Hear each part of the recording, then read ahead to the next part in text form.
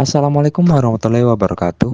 Mohon maaf para penonton, jika pada awal-awal video suara dari pewawancara satu yang dimana adalah saya, Muhammad Irgi Farezi, tidak dapat didengarkan dikarenakan mic yang saya gunakan pada saat itu dalam kondisi off. Dan pada saat pertengahan video, saya teringat jika mic yang saya gunakan masih off. Kemudian saya menyalakan kembali dan alhamdulillah masih aman dan jelas.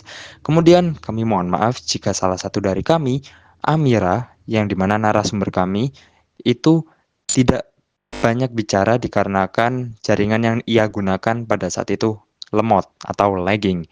Kemudian pada saat pertengahan hingga akhir video terdapat banyak sekali notifikasi WhatsApp yang dikarenakan saya lupa pada saat itu untuk mematikan mode jangan tampilkan notifikasi.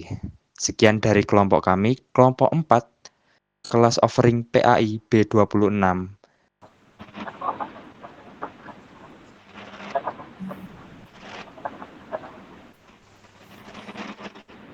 Saya pewawancara kedua, Florean Atarahima.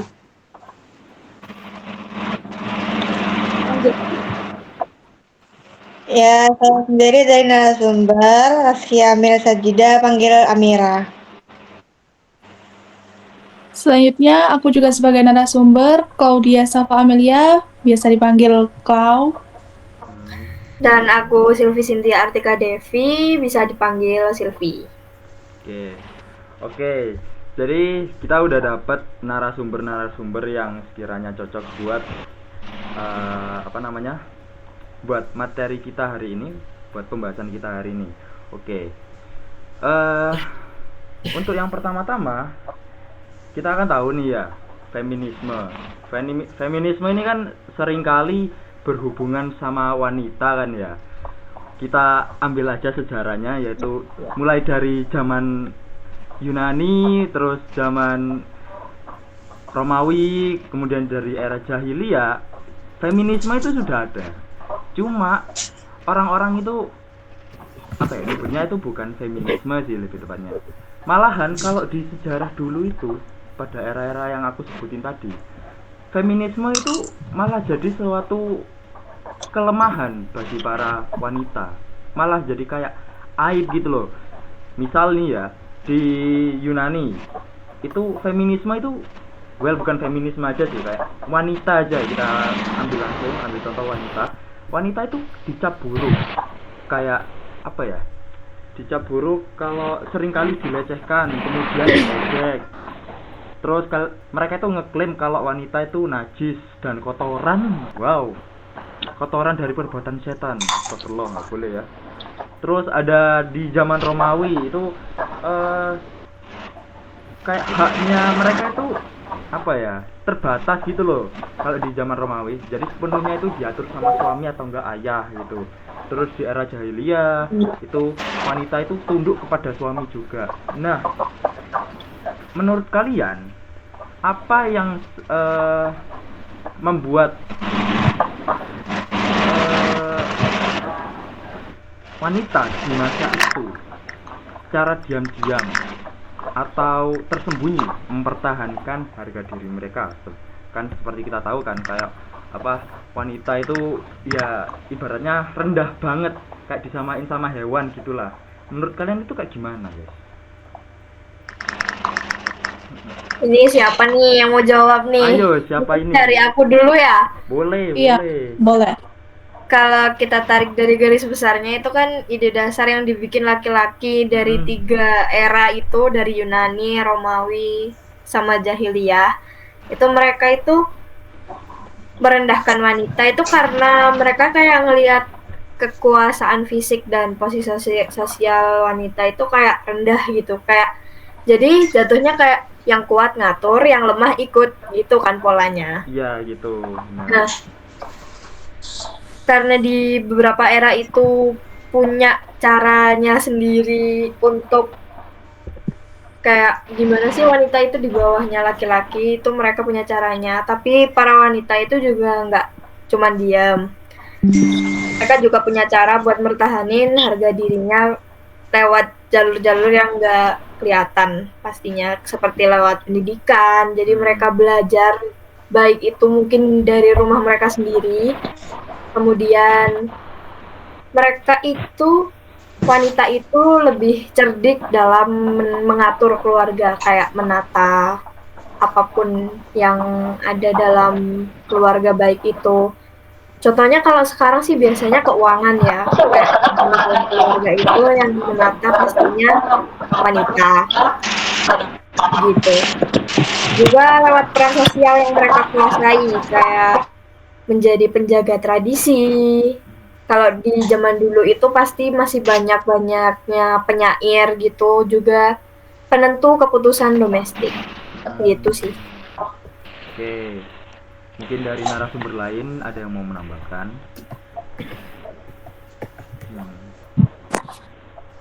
Sebenarnya Nggak ada? satu pendapat sih, karena juga waktu itu kayak mereka itu tolak ukurnya tuh cuma ya fisik doang. Jadi waktu di era itu kayak laki-laki tuh juga lebih unggul dari fisik. Jadi secara otomatis mereka tuh kayak ngerasa punya hak sebagai pemimpin gitu loh, kayak kayak mereka itu bisa ngatur-ngatur kita sebagai perempuan gitu. Itu menurut kalian fair nggak?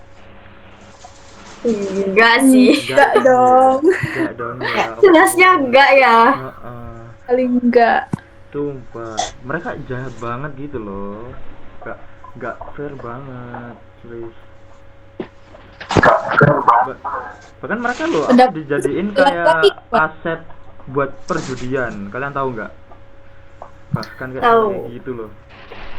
Nah, ya mirisnya di situ sih. padahal mereka juga bisa mengatur apa ya, kayak mereka padahal bisa berperan lebih. Misal ya kayak kita itu di politik itu kan seharusnya bisa, cewek kan banyak kita temui sekarang. Cuma dulu aja itu loh yang agak problematik ya di zaman itu. Mereka menganggap ya cewek lemah gitu loh, buat apa dipertahanin gitu kali ya. Mungkin karena juga pada zaman dulu itu kan agama Islam itu masih bisa dibilang belum sempurna juga kan, karena dulu Masih berproses. Ya betul, masih berproses dan pastinya ada kekurangan di dalamnya. Padahal kalau sekarang itu Islam sendiri kan merupakan agama yang nempatin perempuan sebagai makhluk yang nggak beda dari laki-laki secara kemanusiaannya. Kita setara. Iya. Di mata Betul. Tuhan.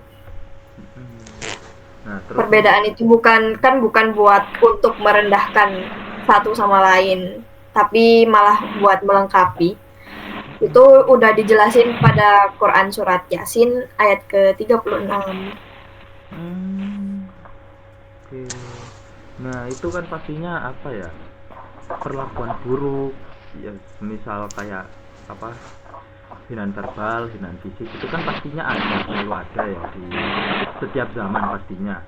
Maupun kayak pelecehan hak-hak, kayak hak apa ya, hak kerja mungkin, hak berpolitik, hak berbicara, pastinya akan kayak apa ya, cewek itu pasti nggak bisa bebas, wanita itu pastinya nggak bisa bebas. Nah, menurut kalian kayak pembatasan hak-hak itu pastinya akan meninggalkan luka ya, pastinya meninggalkan luka trauma yang dalam di kehidupan para wanita. Nah, menurut kalian bagaimana warisan trauma dan cara berpikir lama dari era tersebut itu masih bisa mempengaruhi mempengaruhi pola pikir kita di zaman sekarang ini, di zaman modern ini?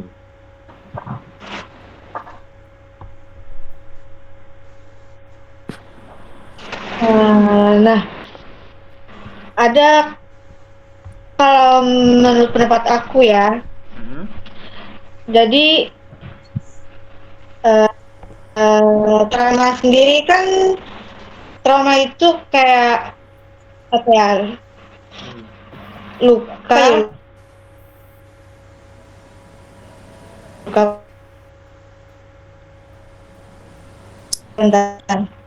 Gini, Sorry, ini pada ada panjang dua nggak sih? mekanisme utama Sorry, kenapa. ngelag. Jadi trauma itu apa? Agak nge-lag kamu.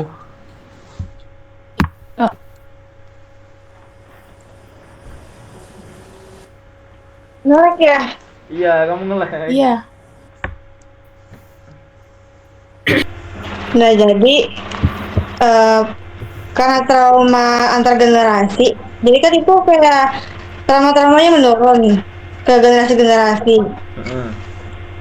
Jadi bagaimana caranya agar trauma tersebut berhenti, terputus, dan tidak menurun? Trauma itu nggak menurun ke generasi selanjutnya. Caranya seorang individu perlu intervensi yang berfokus pada pemrosesan emosi yang baik dan pembangunan hubungan yang sehat pada keluarganya sendiri. Jadi itu kayak dari kitanya sendiri gak sih? Dari kitanya Nangkep gak agak? Maksudnya?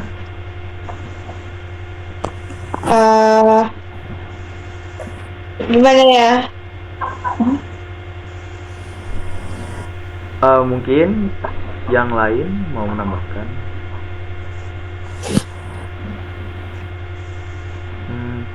Ini kan sih, lebih ke trauma yang diturunkan dari nenek moyang kita, yang sampai sekarang itu masih mungkin masih terlihat sampai sekarang.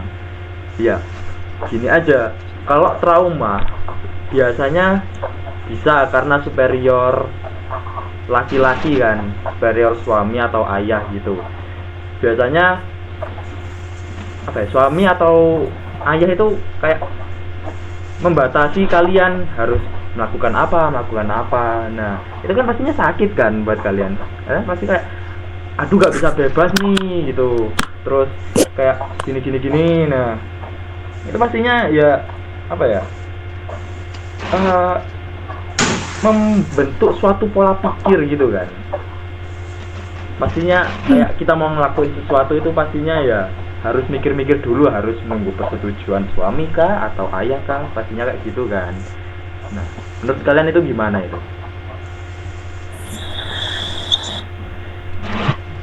Kalau izin ke ayah ataupun suami, itu kan kita sebagai muslim kan ada yang namanya kalau misalkan suami atau orang tua kita ridho, berarti Allah juga ridho sama kita kan. Jadi kalau buat aku kalau izin itu kayaknya tetap gak apa-apa selagi aku izinnya ke hal-hal yang baik gitu loh. Kayak misalkan mereka juga berhak ngelarang kalau misalkan itu kayak terlalu kurang baik gitu. Masuk. Jadi itu kayak bukan suatu tekanan gitu ya, bukan suatu paksaan gitu. Jadi kayak udah stereotip lah gitu namanya. Mungkin kalau tekanan itu kalau ketika kita cewek perempuan zaman sekarang kan sudah pengen kayak kerja gitu ya. Kayak mereka harus kerja, mereka harus kayak maksudnya di keinginan mereka tuh punya keinginan sendiri. Kalau aku pengen punya penghasilan sendiri meskipun aku udah dinafkain sama suami aku atau gimana gitu. Jadi kalau misalkan dilarang tuh kalau sekarang mungkin aku agak kurang setuju ya. Maybe rekan saya memiliki sesuatu yang ingin dibicarakan. Oh ya, baik, selanjutnya dilanjutkan dengan saya. Okay. Nah, di feminisme tadi sorry. Sebentar. Feminisme. Ya, feminisme. Adapun isu penindasan terhadap perempuan oleh laki-laki yang menjadi titik awal munculnya feminisme harus diakui. Memang terjadinya di berbagai tempat sejak dulu hingga kini. Contohnya nih, seperti kekerasan, pelacur, perdagangan perempuan, dan sebagainya. Sampai sekarang masih ada kan teman-teman? Ya. Masih. Betul. Nah, persoalan-persoalan sosial seperti ini memang nyata dan perlu segera diselesaikan. Eh, Cara menyelesaikan itu bagaimana ya, persoalan-persoalan seperti ini agar kedepannya para feminis tidak membenci para laki-laki. Ini agak tricky ya pertanyaannya, Agak sensitif juga sebenarnya. agak tricky ini. Jujur agak sulit ya kalau Iya, kita karena berhadapan dengan yang seperti itu, emang agak sulit emang. Atau memang seperti itu tergantung cara berpikir seseorang. mestinya iya. Kan biasanya gitu kan apa, kalau pelacur itu kan ya, pelacur kan tadi kamu nyebutin ya. Iya, Ya, tadi. kalau pelacur itu biasanya tergantung ya, ada kayak beberapa faktor yang mempengaruhi gitu. Ini kalau aku aja ya, kalau orang-orang yang pelacur itu mereka biasanya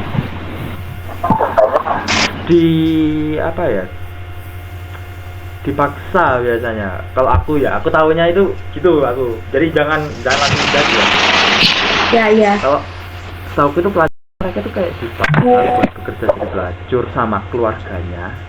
Itu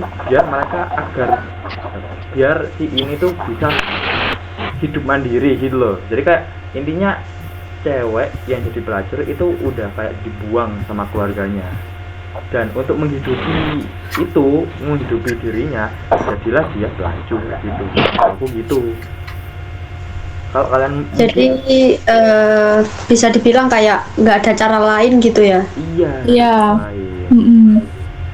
Oh, baik-baik. Plus kalau apa, ini malah aku jadi narasumbernya dong. Iya. Aku yang jadi narasumbernya dong. Oke, mungkin yang lain ya guys, mungkin yang lain ada pandangan lain, ada ide yang lain.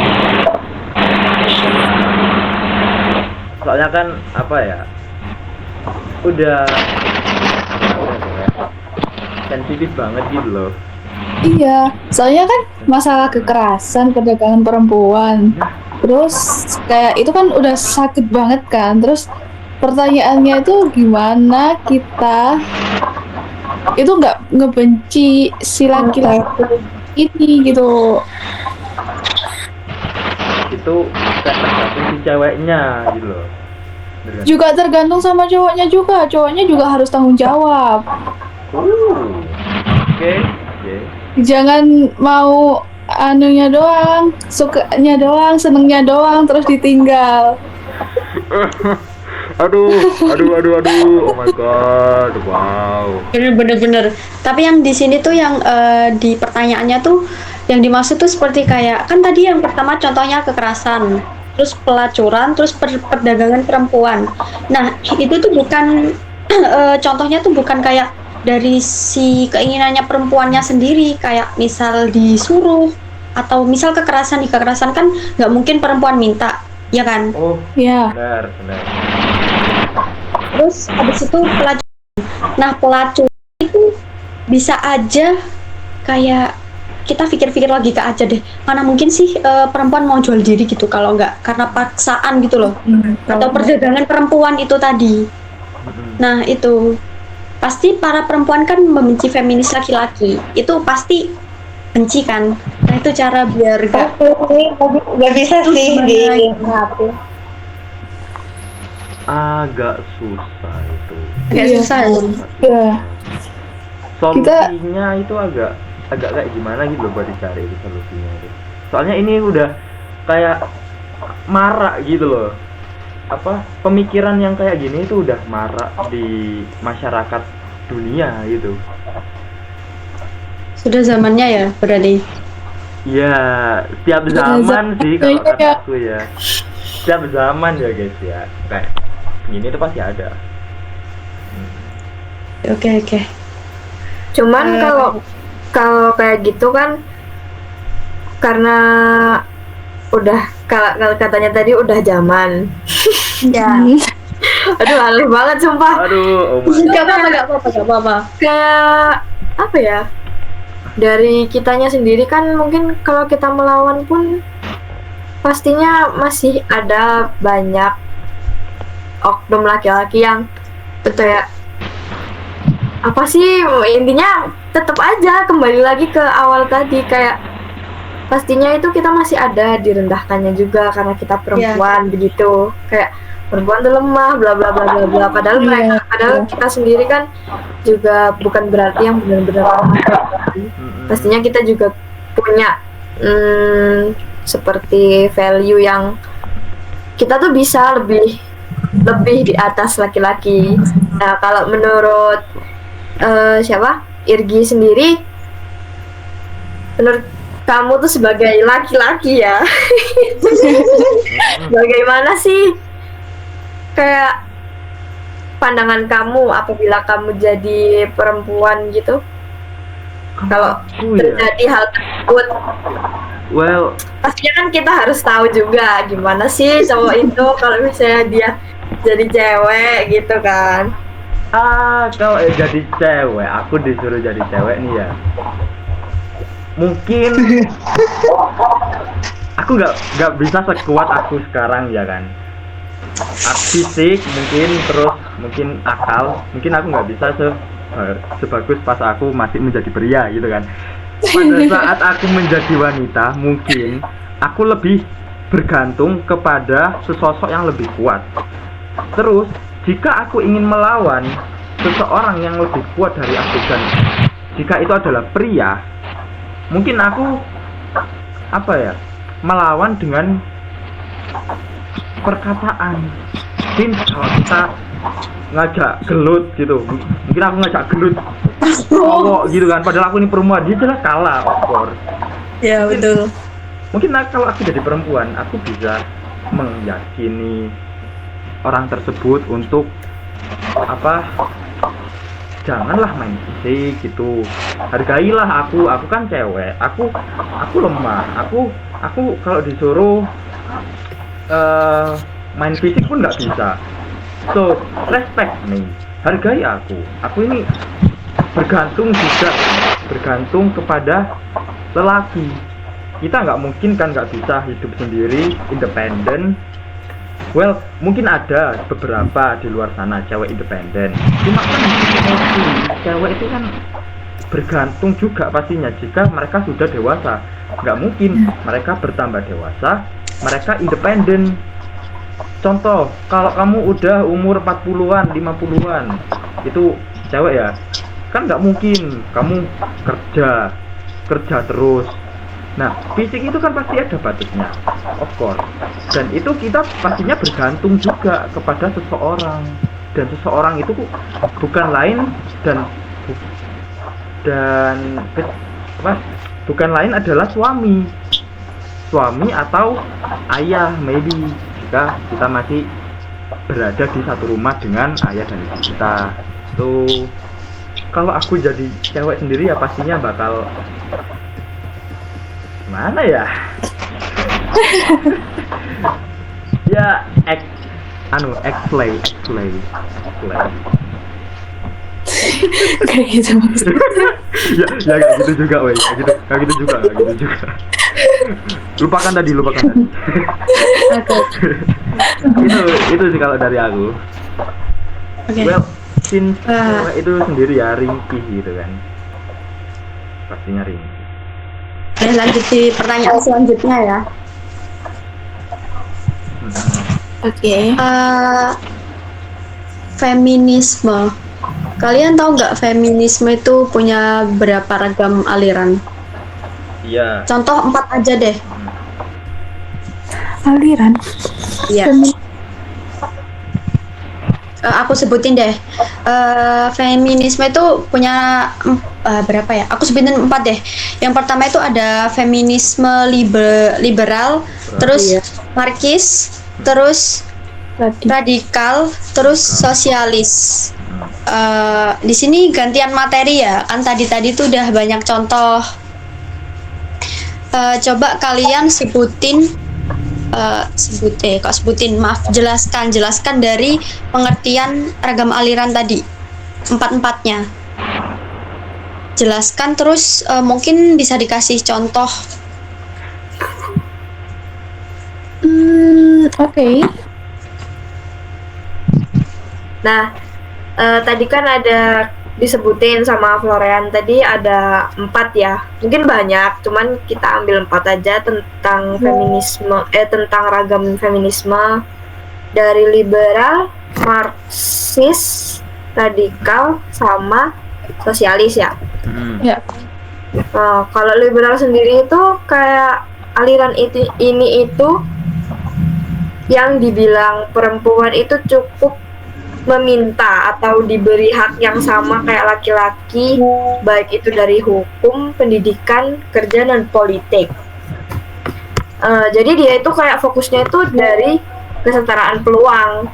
Jadi kayak perempuan sama laki-laki itu intinya ya udah sama, baik itu kayak dari pendidikan itu kita mendapatkan pendidikan yang sama, dari pekerjaan kayak perempuan tuh juga bisa jadi bos, nggak cowok doang begitu. Betul, setuju. Seperti itu. Kalau contoh-contoh dari bacaan mungkin kayak perjuangan hak pilih perempuan, suffragettes, terus juga kampanye equal pay di tempat kerja. Terus lanjut dari feminisme Marxis itu aku ngelihat datang dari sebuah akar ketidakadilan perempuan itu dari sistem ekonomi kapitalis, dan katanya perempuan itu tertindas karena dianggap sebagai alat produksi di rumah tangga dan tidak digaji, juga bergantung pada suami. Nah, fokusnya itu mereka itu pengen menghapus sistem kapitalisme yang ada. Nah, dari sistem kapitalisme yang dihapus itu mereka bisa merasakan kemerdekaan. Seperti itu. Jadi kayak pembebasan perempuan lewat penghapusan kepemilikan pribadi. Jadi kayak dalam rumah tangga itu kan kayak perempuan itu dianggap sebagai ya udah kamu nikah sama aku. Jadi kamu itu punya aku gitu kan. Jadi kayak apa ya, terbatas juga, ya udah kamu sebagai istri kerjakan pekerjaan rumah gitu. Nah, fokusnya itu menghapus hal tersebut biar perempuan itu lebih bebas berekspresi lah, hitungannya kayak gitu. Terus feminisme radikal. Nah, aliran itu bisa dibilang patriarki, sistem yang mengatur semua hal dari budaya, bahasa, sampai tubuh perempuan pun. Fokusnya adalah bagaimana feminisme radikal itu adalah gimana sih? Maksudnya itu kayak pembongkaran patriarki yang secara total gitu loh. Kalau contohnya itu biasanya kan karena patriarki. sorry. Nah, itu kayak contohnya itu mereka itu melakukan gerakan pro aborsi ekstrim.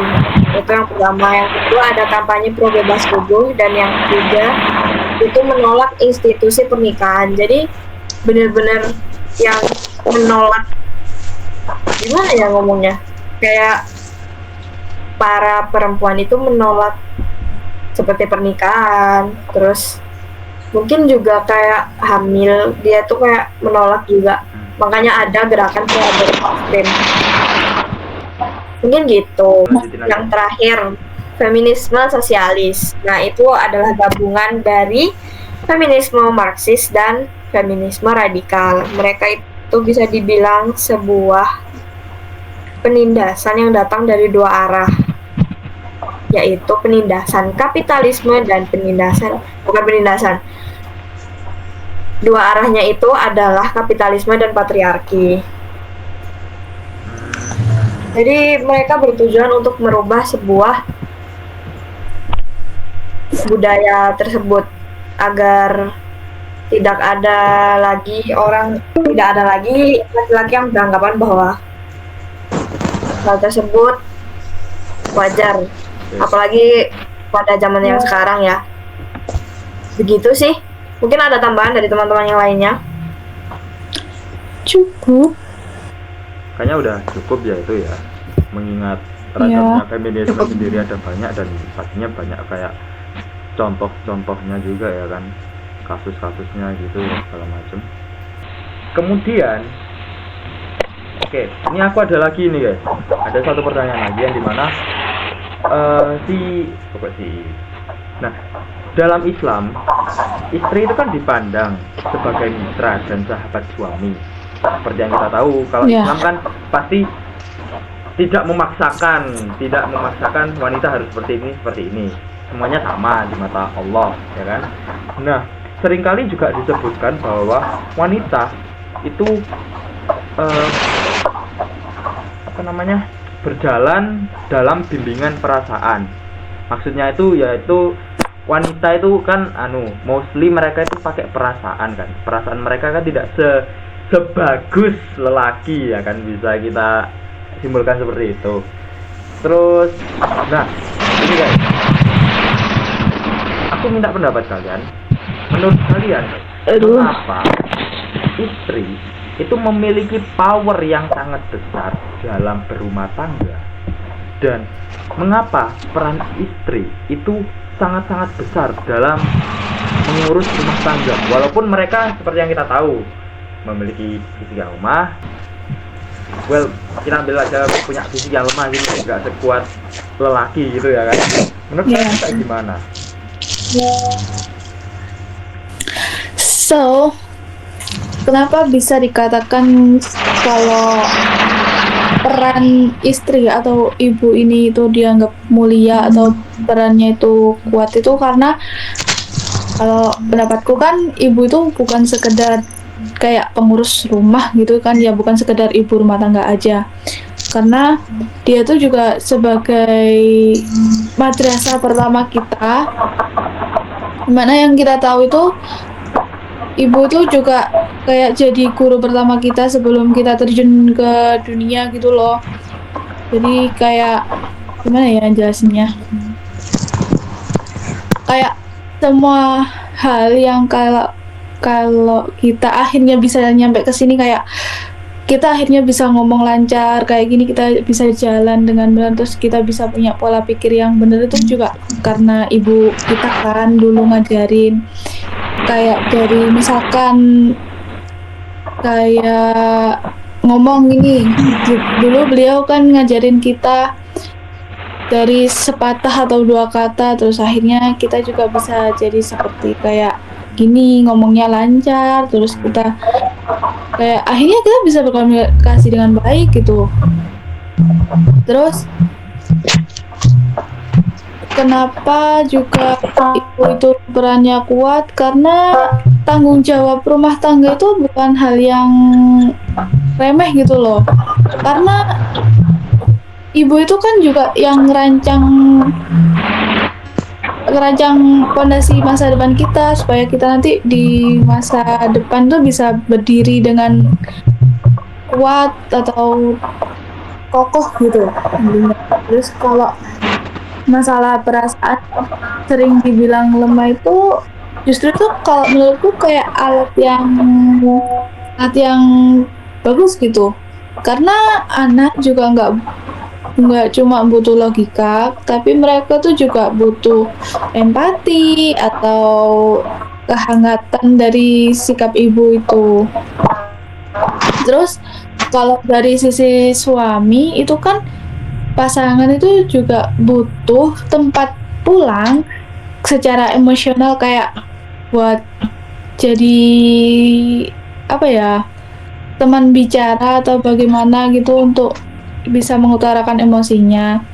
Terus perasaan yang halus atau perasaan yang hangat dari ibu itu juga bisa mendidik generasi kita dengan kasih sayang dan jadi partner hidup yang menyenangkan. Jadi kalau menurutku perasaan itu bukan hal yang lemah, tapi itu kayak apa ya, bakat manusiawi yang mahal banget gitu loh.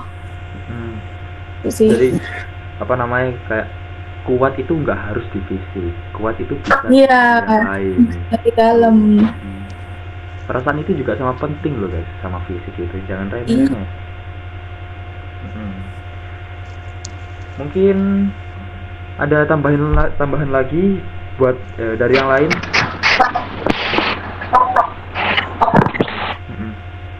Oke, kalau misal nggak ada, mungkin bisa dilanjutin sama Florean. Barangkali ada yang mau dibicarain sama Florean. Ada. Oke. Nyampe poin terakhir ya, yang E. Disorientasi seksual atau LGBT dalam pandangan Islam.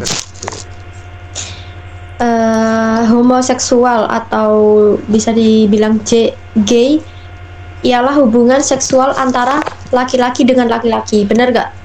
Yeah. Yeah, of course. Nah, larangan bentar maaf. Di dalam Islam pasti yang namanya homoseksual itu dilarang kan?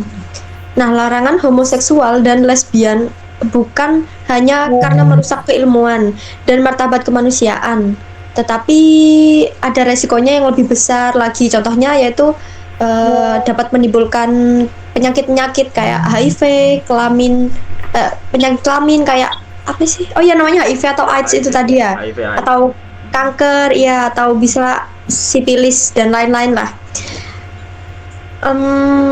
Di sini bagaimana caranya mengatasi agar homoseksual tidak bersebaran kemana-mana dan bahkan mungkin tidak akan terjadi lagi, karena Allah pasti memurkai tingkah laku laki-laki yang mempunyai sifat seperti itulah, atau perempuan dan sebaliknya. Jadi gimana cara mengatasinya menurut kalian?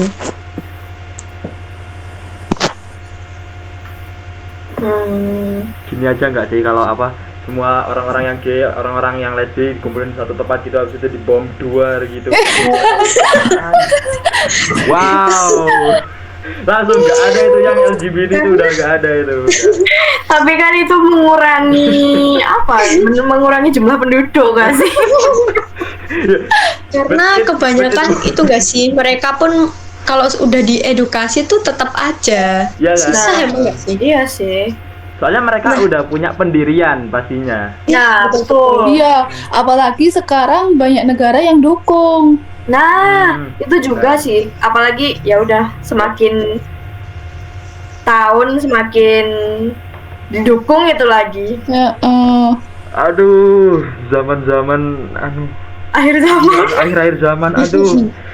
Jadi emang misal gay atau lesbi itu bisa berubah mungkin karena kemauannya gitu ya, atau ketakutannya Iya, berubah gitu. dari dirinya sendiri. Dari dirinya sendiri. Tapi kalau dari kayak